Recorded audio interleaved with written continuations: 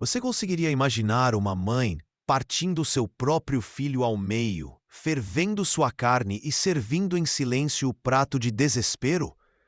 Parece impossível, inumano, impensável. Mas aconteceu. Na Cidade Santa, em Jerusalém, no povo de Deus. E o mais perturbador é que isso já tinha sido profetizado. Não foi surpresa, foi sentença, porque há um limite. E quando esse limite é ultrapassado, o que vem não é apenas fome, é loucura, desespero, colapso moral. E Deus já havia avisado: o cerco será tão severo que vocês comerão o fruto do próprio ventre. Deuteronômio 28:53. Uma profecia esquecida, que voltou como faca no ventre. Um sinal anunciado séculos antes, no monte onde Moisés lia a bênção e a maldição. Ali estava escrito, com fogo espiritual: se vocês me abandonarem, se zombarem da minha aliança, se rejeitarem as minhas palavras, vocês comerão os próprios filhos. E foi exatamente isso que aconteceu. No livro das Lamentações, o profeta Jeremias registra com lágrimas secas: as mãos de mulheres compassivas cozinharam seus próprios filhos. Eles serviram de alimento durante a destruição. Lamentações 4:10. Agora pare, respire. Não é metáfora, não é poesia. É carne humana fervendo em água podre. É o fim do juízo. É o horror da palavra sendo cumprida. Dentro dos muros de uma cidade que antes carregava a glória, Jerusalém, a cidade do louvor, transformada em um forno de sangue. Como isso foi possível? A resposta está na progressão. O declínio nunca começa com canibalismo. Começa com indiferença. Primeiro, o povo ignora a voz do profeta. Depois, profana os altares. Depois, negocia o sagrado. E então, abandona totalmente a verdade. O templo vira palco. Os sacerdotes viram políticos. Os reis viram tiranos. E os profetas verdadeiros são jogados no calabouço. E enquanto isso, Deus observa, com paciência, com advertências, com misericórdia. Mas chega um dia em que o céu se cala. E quando o céu se cala, a terra grita. Os babilônios cercaram Jerusalém por todos os lados. Ninguém entra, ninguém sai. As fontes foram seladas. Os campos foram saqueados. Os celeiros queimados. Dias viraram semanas. Semanas viraram meses. A comida acabou. As ervas do chão foram arrancadas. As cascas das árvores raspadas. Os animais de estimação sumiram. Os ratos desapareceram. Os cadáveres começaram a parecer refeições. E então o último degrau. As mães olharam para os filhos e viram neles uma chance de sobrevivência. Mas não era sobrevivência. Era julgamento. Porque quando o ser humano perde o discernimento do sagrado, ele cruza uma linha invisível, onde raramente se volta. E por mais terrível que isso pareça, essa história é um espelho profético, de uma geração que está mais uma vez fervendo seus filhos, não com água, mas com ideologias, cozinhando a infância com doutrinas torcidas, servindo a juventude no prato das redes sociais, entregando às futuras gerações a fome espiritual. Hoje, as mães não os comem, mas os sacrificam, no altar da pressa, da carreira, da distração, do celular. E o ciclo se repete, porque tudo o que aconteceu voltará a acontecer. Não há nada novo debaixo do sol. Eclesiastes 1:9. E se o povo que era chamado pelo nome começou a devorar os próprios filhos, o que nos espera? Hoje, o cerco é psicológico. O inimigo não vem com espadas, mas com algoritmos. A Babilônia é digital. Os muros invisíveis se fecharam. E a escassez é de sentido, de identidade, de esperança. Estamos famintos, mas não de pão. Eis que virão dias, diz o Senhor, em que enviarei fome sobre a terra, não fome de pão, nem sede de água, mas de ouvir as palavras do Senhor. Amós 8:11. E nessa fome, pais se alimentam de entretenimento, enquanto filhos definham espiritualmente. Mães gastam horas em vitrines digitais, enquanto crianças são moldadas por vozes que zombam da fé. A geração de lamentações tinha o estômago vazio, a nossa tem o espírito vazio. E o desespero é o mesmo. Mas aqui surge a primeira luz sombria. Deus já tinha avisado. A profecia não veio do acaso. Ela estava registrada, gritando das páginas de Deuteronômio, sussurrando nos textos dos profetas.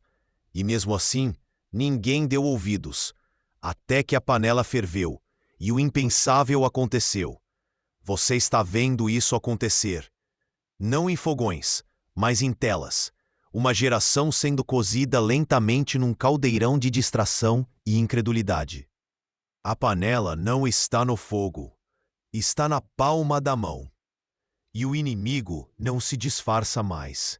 Ele foi entronizado nos desenhos, nas músicas, nos livros escolares, nas ideologias pregadas como verdade absoluta. E enquanto muitos estão distraídos, os filhos estão sendo servidos à mesa de falsos deuses, como nos dias antigos, como em Canaã. Lá, as crianças eram oferecidas a Moloque, o deus de bronze com braços de ferro, aquecido com fogo, para receber sacrifícios vivos. Hoje, o fogo é o do conteúdo imoral, das telas incandescentes, das mensagens subliminares. O altar mudou, o espírito é o mesmo, e tudo começou com um simples desvio, com o desprezo pela palavra, com uma zombaria dos avisos proféticos. E agora, como antes, o juízo começa. Só que hoje ele não vem com exércitos babilônicos. Vem com crises de ansiedade, colapsos emocionais, famílias divididas, filhos que não sabem quem são. Pior que a fome física, é a fome de identidade. E enquanto pais se escondem atrás de liberdade, os filhos clamam silenciosamente: me mostre o caminho. Mas o caminho foi apagado. E isso nos traz a profecia esquecida, oculta nas sombras do Antigo Testamento e reativada nos dias finais.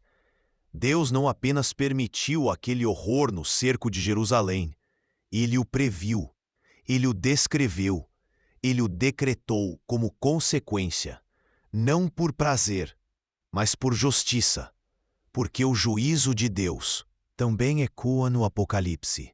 Nos últimos dias o cavalo preto cavalga. E o que ele traz? E vi, e eis um cavalo preto, e o que sobre ele estava sentado tinha uma balança na mão. E ouvi uma voz no meio dos 4 seres viventes, que dizia: uma medida de trigo por 1 denário, e 3 medidas de cevada por 1 denário, e não danifiques o azeite e o vinho. Apocalipse 6, 5-6. O espírito da fome voltará, só que dessa vez em escala global. E mais uma vez, o mesmo padrão: escassez, desespero, colapso moral. A geração que não quer ouvir profecias será esmagada por elas. A geração que ri dos alertas será engolida por eles. E mais uma vez, os filhos serão os mais afetados. A próxima guerra não será apenas geopolítica, será espiritual, será por corações, será por mentes. E os filhos serão o campo de batalha. Por isso, essa história precisa ser contada, não como registro sombrio do passado, mas como alerta vivo, porque Deus não mudou. Se ele avisou no Sinai, se cumpriu em Jerusalém e foi anunciado de novo em Patmos, então o que nos impede de crer que o mesmo fogo está se acendendo agora? O juízo nunca chega sem aviso, mas poucos ouvem, e menos ainda obedecem. Mas existe um grupo, um remanescente que ainda teme o nome, que ainda leva a sério a profecia, que ainda cobre os filhos com oração, que ainda jejua. Esse grupo não será destruído. Eles não vão comer seus filhos. Eles vão ensiná-los a discernir, a resistir, a fugir dos altares pagãos, a reconhecer as vozes disfarçadas, a dizer não, mesmo quando o mundo inteiro diz sim. Esse grupo será como Noé em sua geração, como Daniel na Babilônia, como Elias no Carmelo, como João no deserto. Eles vão ser pais e mães espirituais, mesmo que o mundo esteja em colapso.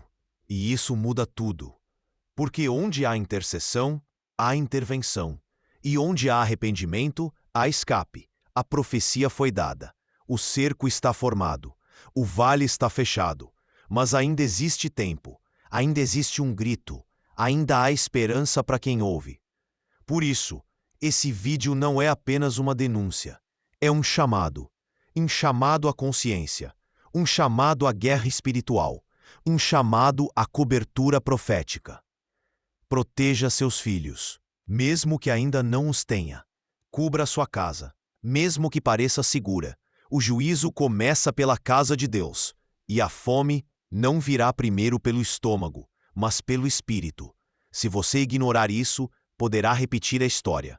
Mas se você despertar, poderá mudar a próxima geração, porque o cerco pode ser quebrado, o altar pode ser restaurado, e a fome pode se transformar em sede de justiça. Mas tudo começa com uma decisão: voltar à palavra, voltar à cruz, voltar à presença.